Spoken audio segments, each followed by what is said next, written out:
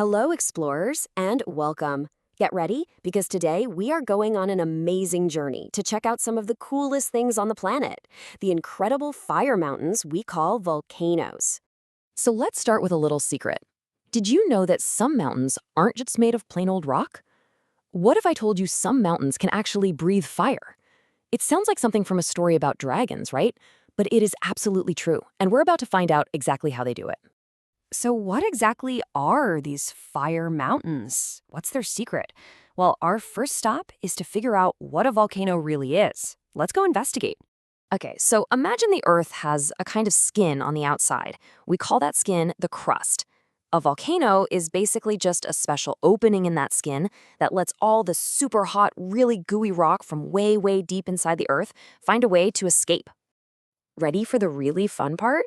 Okay, for this next bit of our adventure, we have to pretend we can shrink ourselves down really, really small so we can take a trip deep inside the Earth and see where all that hot, gooey rock comes from.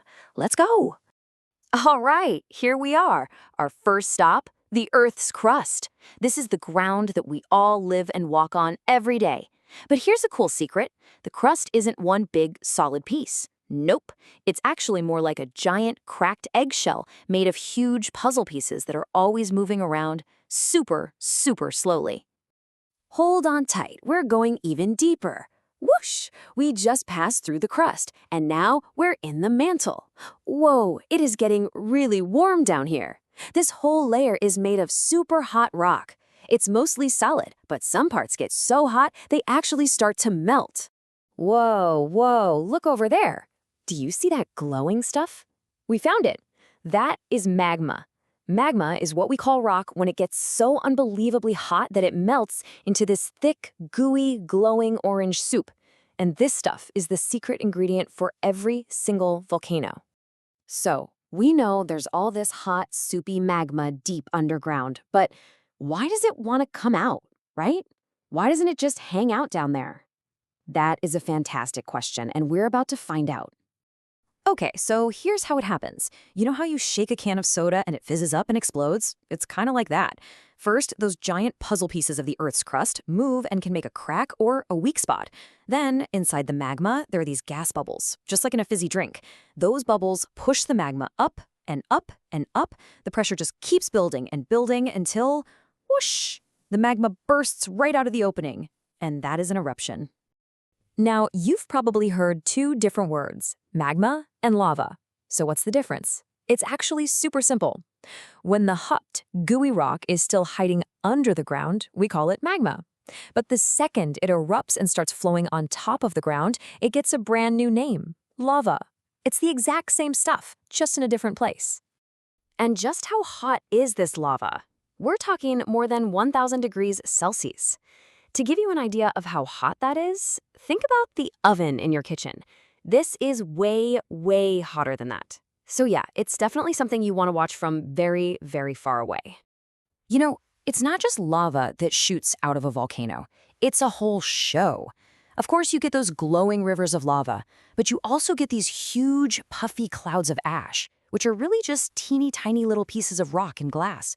Plus, there's super hot gas, and sometimes it even launches flying rocks called, get this, volcanic bombs.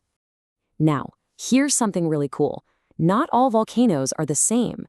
Just like people have different personalities, fire mountains have different shapes and different ways of erupting. Let's meet the two main types. So on one hand, you have composite volcanoes. These are the ones you probably picture. Tall, pointy, and shaped like a cone.